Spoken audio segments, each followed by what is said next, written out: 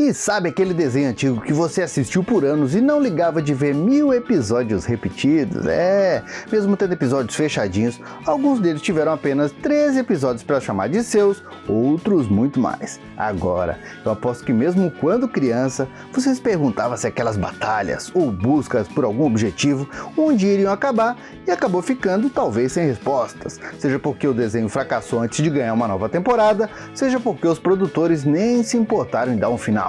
Então vamos hoje, juntos nas profundezas das informações da internet, buscando respostas sobre como essas aventuras deveriam ter terminado, caso tivessem continuação. Então se prepara aí que hoje o vídeo tá daquele jeitão e seja bem-vindo a mais um Coleção em Ação Show.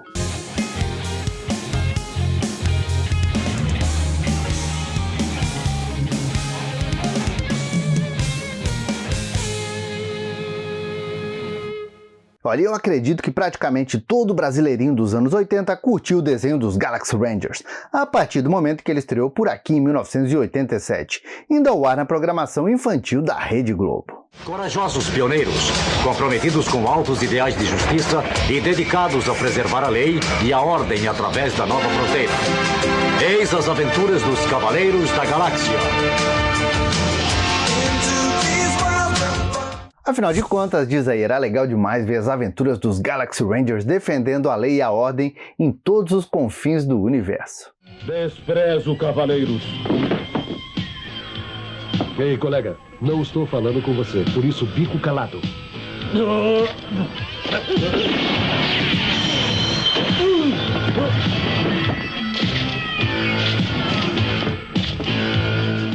Além disso, a gente ainda teve uma sorte de ter os brinquedos dos heróis e dos vilões, com direito aos cavalos cibernéticos e tudo mais. Os Cavaleiros da Galáxia enfrentam o perigo que vem do espaço. Galaxy Rangers, aos cavalos! Estão prontos? Corre! Use o saqueiro! Coleção Galaxy Rangers da Classe. Aí, com certeza você pode pensar que se fez sucesso aqui, com certeza fez sucesso lá nos Estados Unidos. Afinal de contas, Galaxy Rangers teve 65 episódios com uma história muito bem escrita e muito bem produzida. E era mesmo, hein? Só que infelizmente não foi assim lá fora. E mesmo misturando aquele climão do faroeste italiano com ficção científica, Galaxy Rangers acabou sendo cancelado no final da primeira temporada, ficando sem um final definitivo e com a Galoob com um abacaxi nas mãos, sem ter mercado para lançar os brinquedos nas prateleiras da Toys R Us, que ditava regras na época, tendo que se contentar em mandar os brinquedos já produzidos e vendendo os moldes para a Glaslit manda ver aqui no Brasil. Olha, vamos falar a verdade, hein? Galaxy Rangers é um daqueles casos que não tem como a gente explicar de não ter ido pra frente. Já que apesar de ter ali histórias fechadinhas, Galaxy Rangers tinha uma história de fundo através do Zachary Fox, que era o líder dos Rangers, e já no primeiro episódio ele era ferido em combate pelo Capitão Kidd, ganhando implantes cibernéticos depois disso, mas tendo a esposa Elisa sequestrada e entregue pra Rainha da Coroa. No segundo episódio, os heróis conseguem resgatar o corpo da Elisa, mas ela fica em coma profundo, já que a consciência dela fica dentro de um cristal em poder da vilã do desenho. Estamos reunidos não para um final, mas para um início. Até ser encontrado seu psicocristal, Elisa Fox continua ligada à rainha e deve ficar em transe. Acharei esse maldito cristal, nem que leve o resto de minha... E aí, com o último episódio tendo o título de Pulsação, a história tem o Doc como protagonista, tentando salvar um planeta chamado Tarkon, do ataque conjunto do Império, da Rainha da Coroa e, olha, do Espantalho, em uma missão do dia. E aí a história do Zachary Fox, tentando ter de volta a esposa Elisa, acabou ficando por isso mesmo. Nós, tarconianos, desprezamos alta tecnologia, mas os tempos mudaram e devemos mudar com eles. Nós misturaremos os velhos costumes aos novos. Tarkon e o coração de Tarkon são agora parte de uma grande guerra contra a tirania e a escravidão. Ei, Doc, parece que você é um herói. Acidentes acontecem. A verdade é que a gente sabe muito pouco do que aconteceria numa possível segunda temporada dos Galaxy Rangers, mas como o desenho foi virando cult ao longo dos anos, olha, alguma coisa começou a surgir na internet. E o criador dos Galaxy Rangers, que é o produtor Robert Mandel, já disse em algumas entrevistas que pode ter levado a animação ao cancelamento, já que a Galoob demorou a lançar os brinquedos, como a gente já falou, e isso atrapalhou o desempenho do desenho, além de diversas interferências de produtores da Gaylord Entertainment, que queriam um desenho um pouquinho mais comum e não cheio de inovações como o Robert Mandel estava fazendo, além das próprias emissoras, que começaram a trocar o desenho de horário justamente por não ter um comercial de brinquedo apoiando a ideia. E aí, segundo ele, isso ferrou a possibilidade de uma segunda temporada e ele já tinha algumas ideias em mente. Ideias, obviamente, envolvendo o Zachary recuperando o psicocristal da rainha e trazendo a esposa de volta para ele e os filhos. Uma continuação para a história do Goose e os super soldados e até mesmo mostrando os heróis 20 anos depois, com Goose e a Nico vivendo juntos e treinando uma nova geração de Galaxy Rangers. Mas, como dito por ele, tudo isso nunca nem chegou aí pro papel. Mas agora eu quero saber, se dependesse de você, Galaxy Rangers teria uma segunda temporada? Qual a história que você acha que seria ideal para essa segunda temporada, hein? E já aproveita também e deixa aquele like felpudo para ajudar a gente. Fox, seu implante transformará seu braço biônico em arma poderosa. Eu estou. Minha esposa, eu preciso trazê-la de volta. Agora, saindo da Globo e indo pro SBT, eu aposto que a turminha que assistiu os desenhos da emissora adorava um desenho chamado Jace e os Guerreiros do Espaço. É, aquele desenho bonitão criado pelo Jean Chalopin, da DIC em 1985, e que contava a história do Jace e os heróis da Liga Relâmpago, pilotando um bocado de veículos legais na luta contra o malvadão Saul Boss e os veículos mutantes com gosto de brócolis chamados Monster Mind. Viajando através das estrelas para salvar o universo dos monstróides, Jace procura o seu pai para unir os medalhões mágicos e liderar a Liga Relâmpago para a vitória contra o exército mutante de Saul Boss. Os Guerreiros do Espaço partem para a batalha. A Liga Relâmpago ataca. E Jace and the Willowed Warriors foi outro desenho que teve uma temporada completa com 65 episódios. E assim como a maioria esmagadora dos desenhos da época, tinha histórias fechadinhas, mas também tinha um plot de fundo, que era a luta do Jace, portador do Anel da Luz e metade da Raiz Mágica, tentando impedir que o Saul Boss e o resto dos monstros verduras conquistassem o universo. E para isso, ele precisa encontrar o pai dele, que era um cientista chamado Aldrich, que criou os vilões sem querer enquanto estava tentando achar uma solução para acabar com a fome no universo.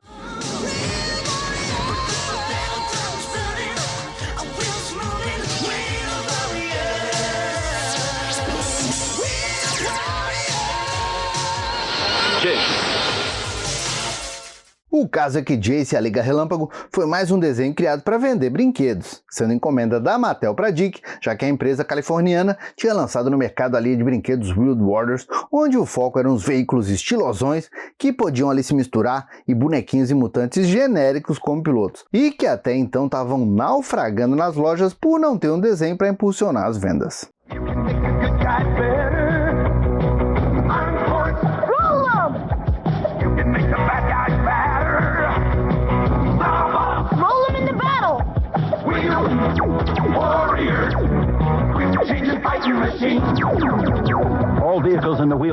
E aí quando o desenho veio, o problema continuou, já que apesar dos veículos serem iguais aos da animação, a criançada não encontrava o Jace, o Gillian, a Flora e o resto da turma para comprar, e com isso os brinquedos da Mattel continuaram encalhados nas vendas. Obviamente, isso levou ao cancelamento do desenho e também dos brinquedos, já que se não tinha desenho, não tinha brinquedo, se não tinha brinquedo, não tinha desenho. E dessa forma, o Jace nunca encontrou o pai dele e até hoje deve estar lutando contra o Saul Boss. O episódio 65, apesar de se chamar Corrida Final no Fim da Jornada, não tem final nenhum além de uma história bem emocionante, diga-se de passagem, mostrando o Jace, a Liga Relâmpago e um anti-herói chamado Aragorn, tentando livrar o planeta Argus do domínio do Saul Boss, com o Aragorn até mesmo tomando a decisão de destruir o planeta com todos os habitantes juntos, tudo para conseguir destruir o vilão. Obviamente que o Jace e os outros heróis não concordam com isso, ficam ali tentando abrir a mente do Aragorn, e aí no final ele vê que tá ficando igual o vilão, e ao invés de matar o Saul Boss e destruir o planeta todo,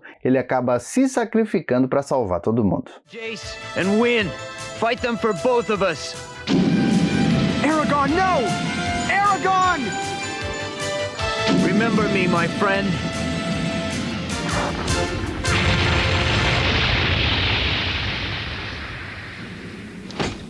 Aragorn! Episódio bonito, episódio formoso, mas o que importa é que até hoje o tal do pai do Jace não apareceu, é um bagre saboado, deve estar escondido por aí. Enquanto isso, o Jace continua fechando o pau aí com os alfaces e brócolis mutantes por universo afora. E segundo o J. Michael Straczynski, que é um lendário dos quadrinhos, mas que também fez muito roteiro de desenhos animados e foi o principal escritor e desenvolvedor das histórias do Jace, a Mattel chegou a desenvolver, mas nunca lançou uma segunda linha de brinquedos, bem mais próxima do desenho animado, com novos veículos e que traria o Jace e o resto da turma animada. E a Mattel desistiu por quê? Porque ao longo das 13 semanas em que o Jace ficou no ar, começou a cair pouco a pouco ali na audiência, a criançada foi abandonando o desenho, e 13 semanas por quê? Porque passava lá de segunda a sexta sem repetir. Aí, como o desenho não fez sucesso, a Mattel, encerrou a tal segunda linha de brinquedos. E segundo o próprio Straczynski, que já contou em entrevistas, o plano inicial era que o desenho realmente teria uma segunda temporada, mas ao longo do caminho, com a perda da audiência, essa ideia foi mudando para um longa-metragem para os cinemas, mais ou menos ali nos moldes do que estava sendo feito com Transformers e Comandos em Ação. In the summer of 1986, the most exciting adventure in the universe is on planet Earth. Transformers, the movie. Só que aí, como o longa dos Transformers, assim como outros longas animados baseados em franquias fracassaram nas bilheterias, no fim, até mesmo essa ideia de um filme dando uma conclusão para a história do Jace foi abandonado. Olha, e numa entrevista que o Straczynski deu lá em 1997 para uma revista especializada, ele acabou contando que se tivesse uma segunda temporada, ou mesmo se tivesse só um filme, ele ia mostrar a batalha final do Jace contra o Saul Boss, e antes disso, o Jace finalmente encontrando o pai dele. Só que nessa batalha final, o pai dele, o Aldrich, ia acabar se sacrificando para salvar o universo. Aí depois disso, uma nova ameaça iria aparecer, no caso de uma segunda temporada, e o Jace ia treinar uma nova Liga Relâmpago, com personagens mais próximos dos brinquedos originais. E segundo ele, mesmo quando a segunda temporada foi se transformando em filme, essa história, mesmo que só de passagem, ia se manter, né? Mesmo que de uma maneira bem resumida. The Battle of Real Warriors. Mas e aí, o que você achou dessa ideia? Será que uma segunda temporada ia funcionar? Será que uma segunda Liga Relâmpago ia melhorar as coisas pro lado da Mattel? Ou foi melhor encerrar assim, hein? Comenta aqui pra gente falar mais a respeito disso. E tá gostando desse vídeo? Se você tá gostando e chegou aqui no canal agora ou ainda não tá inscrito, bora lá, se inscreve aqui e aproveita para badalar o sininho. E quer ajudar mais ainda? Vamos compartilhar? Que tal você compartilhar com aquele seu amigo, aquela sua amiga, aquele seu parente que vivia mentindo que tinha assistido um episódio novo de Sectors no SBT que mais ninguém tinha visto? É porque vou dizer, né? Quem conhece a história dos Sectors, os guerreiros de Symbion, que aliás já foi contada e recontada aqui no canal, com muito orgulho inclusive, sabe que o desenho desses heróis e vilões esquisitões foi responsável por uma das maiores trollagens de memória de todos os tempos. Já que a gente simplesmente assistiu esse desenho por uns longos 3 anos no SBT, sem saber ou sem ter noção de que a Ruby Spears tinha produzido míseros 5 episódios de Sectors.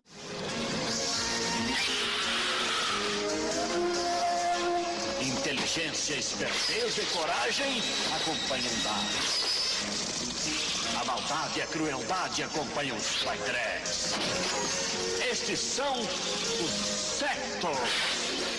Aliás, isso era bem comum na época. As empresas de brinquedo norte-americanas fechavam com as produtoras e estúdios minisséries em 5 partes e lançavam na TV para impulsionar as vendas de brinquedos nas prateleiras, mas também para ver se a ideia pegava enquanto o desenho era exibido por uma semana. Aí, no caso disso acontecer, se fosse sucesso, virava uma temporada completa. Olha, só para ter uma ideia, foi assim com Thundercats, foi assim com os Transformers, também foi assim com os Comandos em Ação, Tartarugas Ninja e tantos outros desenhos. Só que no caso de Sectors, o problema foi bem mais embaixo. Olha, o negócio é que a Coleco vinha lucrando, ela estava numa fase muito boa, estava ganhando uma grana legal com as bonecas Cabbage Patch Kids, que eram as bonecas repolho e que foram um fenômeno de vendas nos natais de 83 e 84 lá fora, e nessas eles resolveram investir em outras linhas de brinquedos. Vamos ganhar mais. Good parents make Cabbage Patch Kids. The Cabbage Patch Kids. Each doll is different and you can pretend to adopt them. My baby has a real diaper. You can love and care for them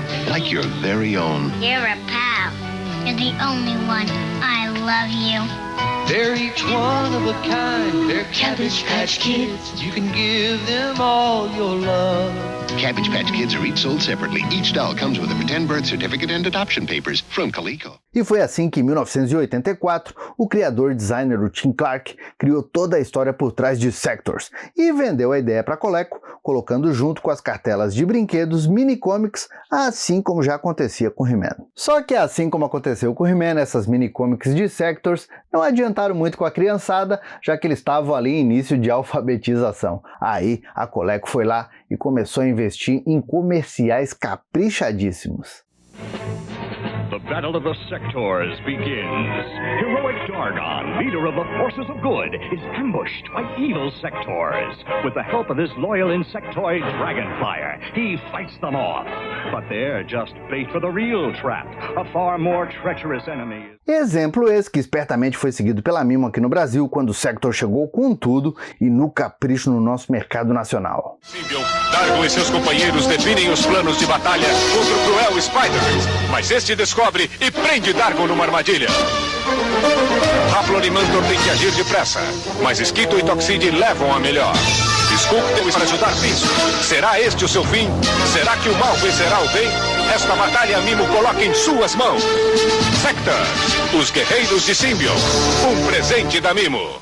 Aí, para incentivar as vendas, que não eram lá essas coisas, muito por conta da esquisitice dos brinquedos e também pelos preços elevados, em 1985, a Coleco fechou com a Marvel uma minissérie em quadrinhos e também essa tal minissérie com a Ruby Spears. E os 5 episódios mostraram um pouco da batalha do Príncipe Dargon e os guerreiros do Reino da Luz contra o General Spidrax e o seu Império das Trevas, com as duas facções tentando chegar primeiro na colmeia conhecida por aqui como o Templo dos Antepassados, que era uma fortaleza de uma civilização antiga que seria a chave para o poder supremo, promovendo, é claro, o playset dos brinquedos dos Sectors, que a exemplo dos insetos marionetes dos heróis vilões, infelizmente só foi vendido lá fora, e era um trambolho de fazer sombra até mesmo no castelo de Grayskull. O caso é que o último episódio, chamado A Luta pelo Templo, termina com as duas facções de mãos abanando, já que enquanto os heróis estão ali se engalfinhando, o templo desaparece e a galera olha para a tela e aparece ali um To Be Continue. For the Shining Realm! To be continued. Muito provavelmente, nessa altura do campeonato, a turma do Silvio Santos já sabia que o desenho não tinha coisa nenhuma de continuação lá fora e malandramente foram ali e arrancaram essa parte do episódio final.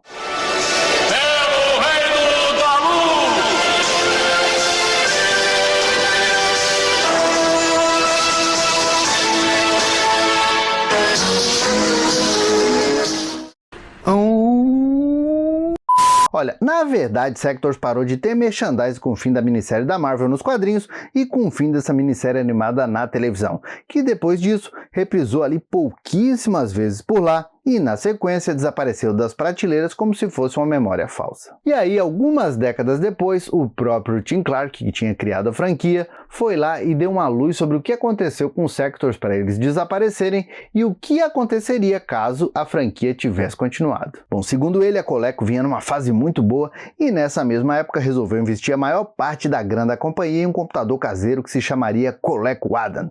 Mas o projeto teve toda uma série de problemas desde o começo e foi um fracasso de vendas, sendo descontinuado no final de 1985 e levando a empresa quase que à falência. E aí, com isso, a Coleco acabou ficando sem aquela grana de sobra para as Sectors e também para outras franquias menores. E uma temporada que já estava até sendo encomendada com a Ruby Spears foi cancelada. Olha, essa história mostraria os heróis e vilões na batalha pelo domínio de Symbion, obviamente tentando achar o tal templo dos ancestrais de vez, com a adição de vários novos personagens, tanto heróis quanto vilões que inclusive chegaram a ser desenvolvidos pela Coleco para uma segunda linha de brinquedos. Mas juntamente com essa tal primeira temporada completa do desenho, nunca viram a luz do dia. Quem também tomaria o protagonismo dos vilões seria a Imperatriz Débora, a verdadeira regente do Império das Trevas e que só teve tempo de ter algum desenvolvimento nos quadrinhos da Marvel. Agora vou dizer, hein, sabe o que mais me surpreendeu nessa história toda? Não, saca só, a história dos desenhos animados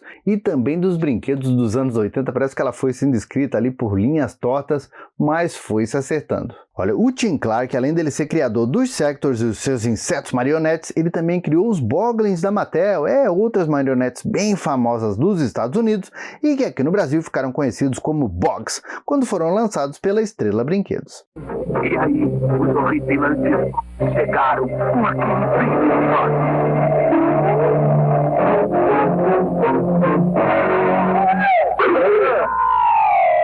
Mas os Bogs são amigos e brincam como crianças.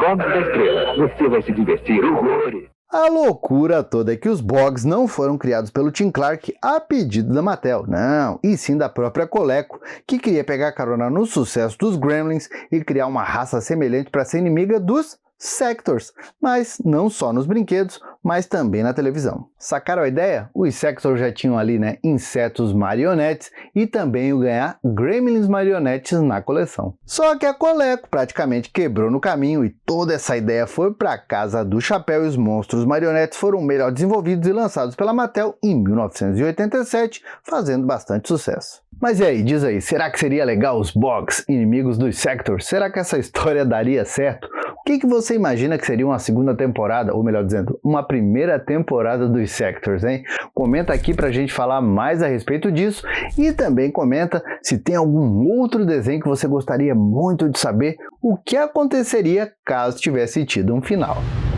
Bom, eu espero que você tenha gostado desse vídeo. Se você está chegando agora aqui no canal, espero que você conheça também as nossas redes sociais. Tem muita coisa legal e lá você não perde nenhum vídeo que sai aqui no canal nas quartas e nos domingos. Agora, se você já está inscrito, já está com tudo em dia, que tal ajudar ainda mais, hein? Que tal se tornar um membro Gold, um membro felpudo Gold, hein? O seu nome aparece aqui no final do vídeo, também tem um link secreto para o nosso grupo do WhatsApp.